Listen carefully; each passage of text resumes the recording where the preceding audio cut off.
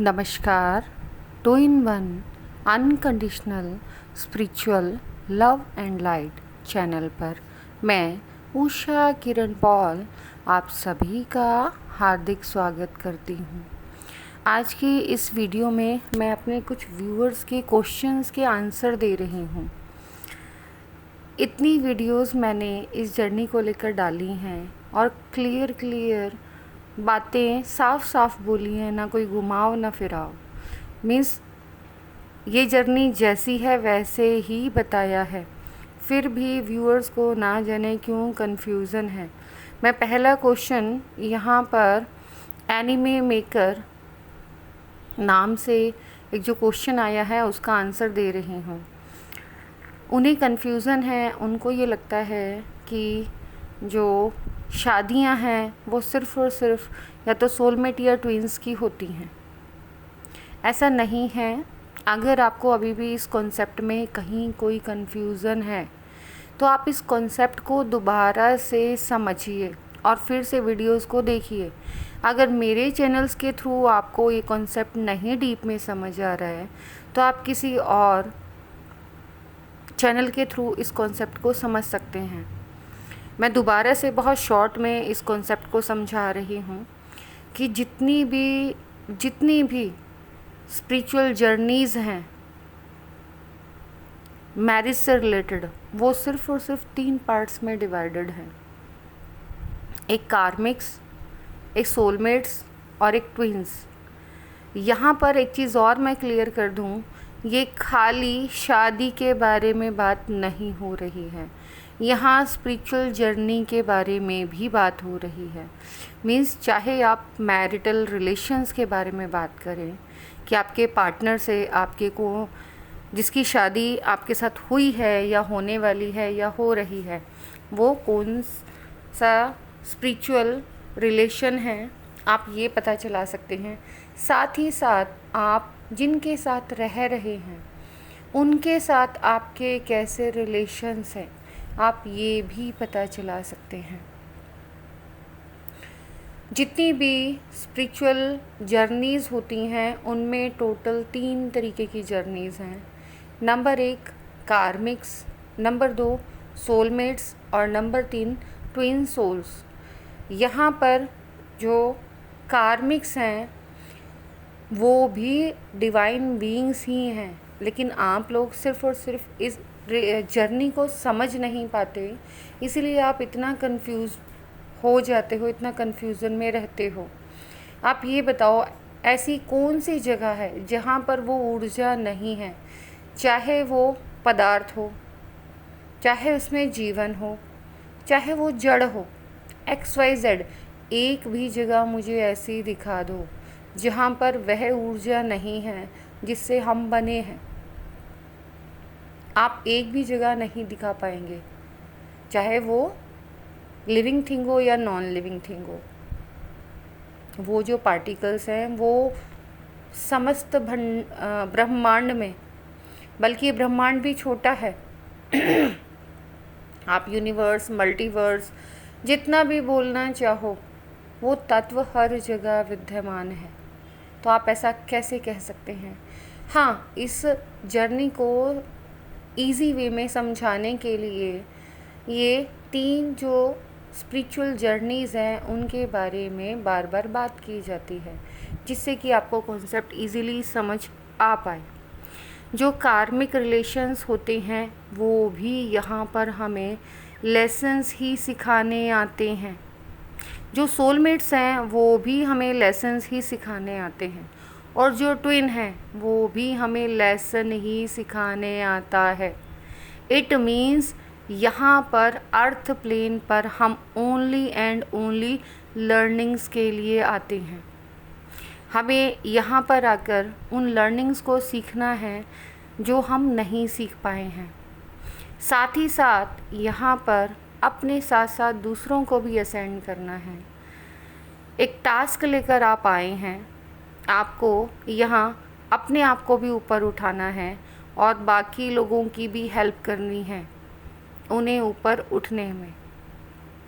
It means आप यहाँ पर सिर्फ़ और सिर्फ इंजॉय करने नहीं आए हैं। अगर आपको ये जर्नी नहीं समझ आ रही है तो मैं आपको दूसरे तरीके से समझाती हूँ कि हम स्कूल क्यों जाते हैं। हम डेली स्कूल जाते हैं या हम ऑफिस जाते हैं। ऑफिस में हम काम करने जाते हैं, लेकिन स्कूल में हम जाते हैं लर्निंग करने के लिए। इसीलिए मैंने स्कूल का एग्ज़ाम्पल दिया कि ये जो अर्थ प्लेन है वो एक ऐसा स्कूल है जहाँ पर आप सीखने जाते हैं।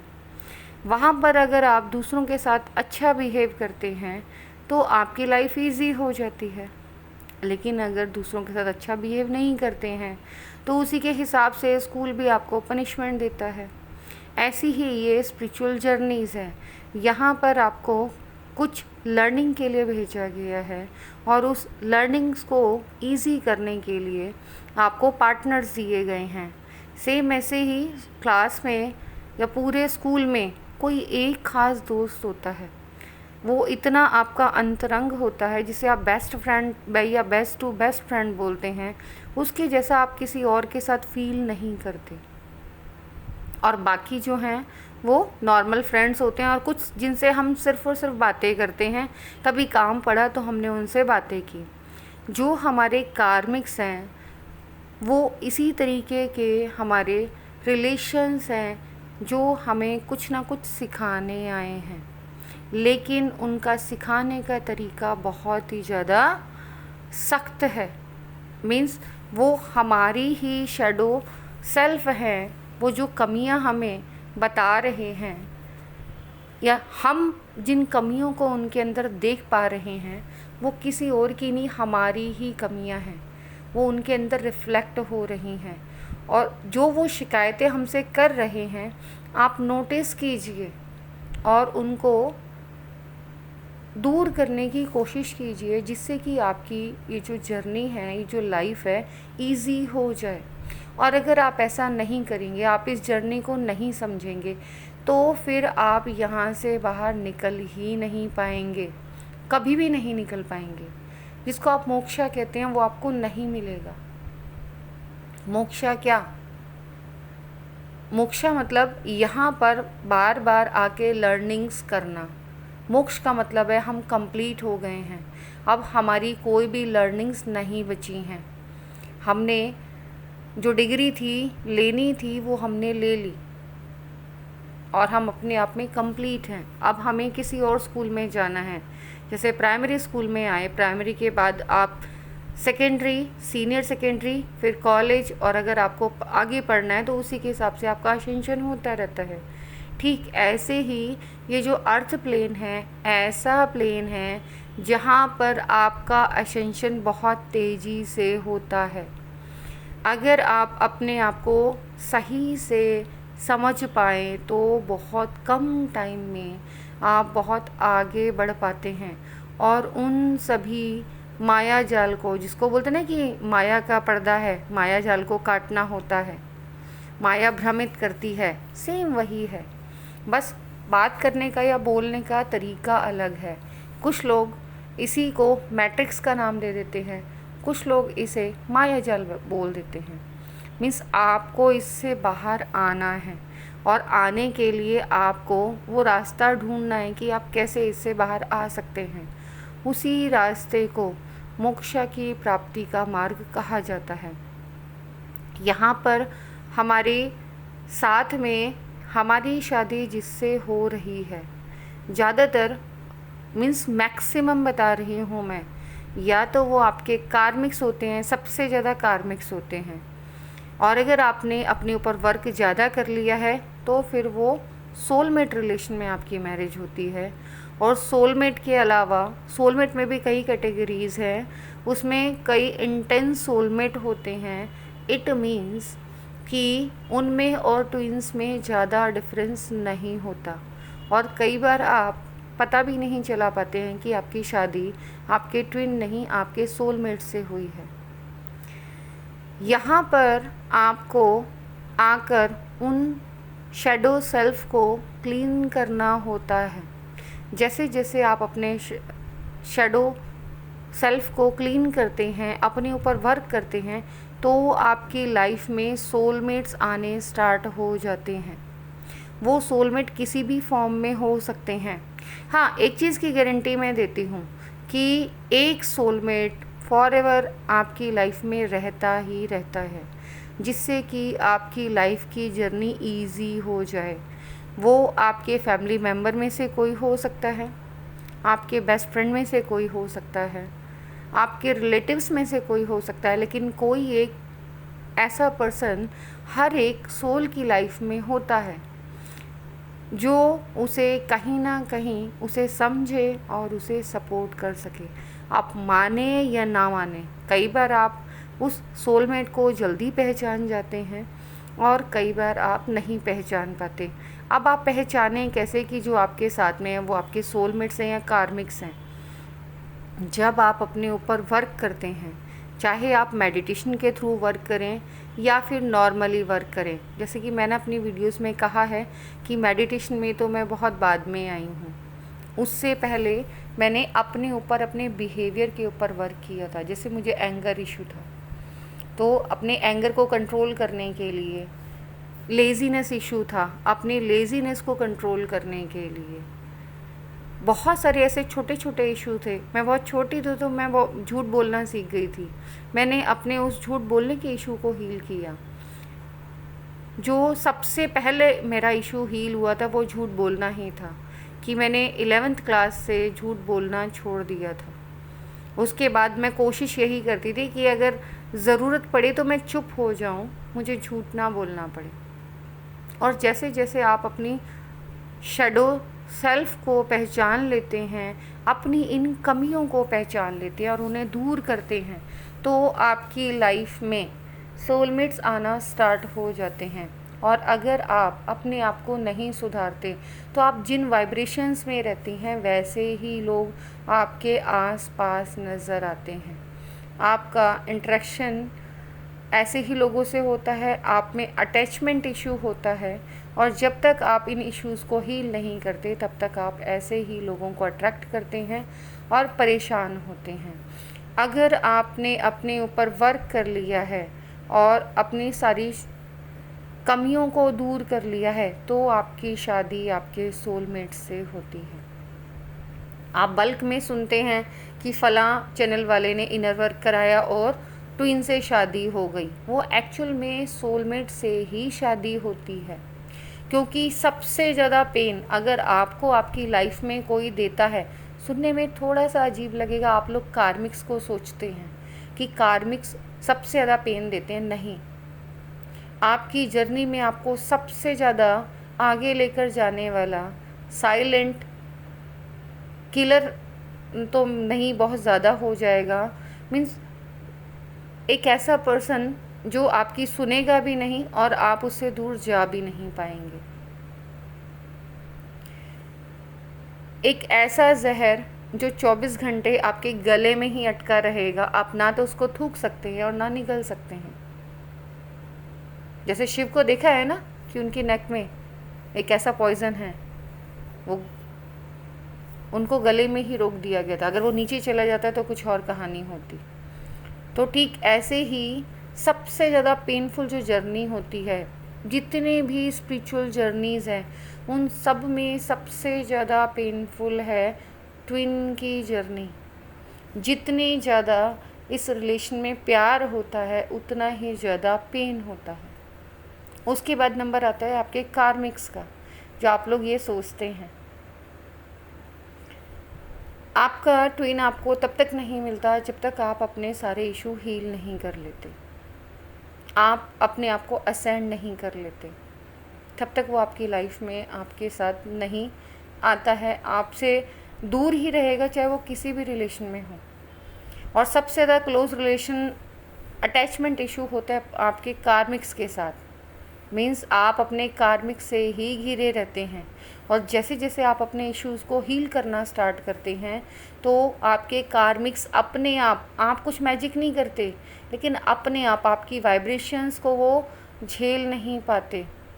आप जैसे ही हाई वाइब्रेशन में जाते हैं तो वो आपसे दूर होना स्टार्ट हो जाते हैं। एग्ज़ाम्पल देती हूँ कि आपके कार्मिक्स ने आपके ऊपर गुस्सा किया, वो कोई भी हो सकता है, XYZ, ठीक है, वो आपके फैमिली मेम्बर में से कोई हो सकता है, आपकी फ्रेंड हो सकती है, नेबर हो सकता है, बॉस हो सकता है, टीचर हो सकती है, दोस्त हो सकती है, XYZ। उसने आपके ऊपर गुस्सा किया और आप उसके गुस्से का रिप्लाई स्माइल से कर दो, हंसी से कर दो, वो ज़्यादा देर आपके सामने टिक ही नहीं पाएगा।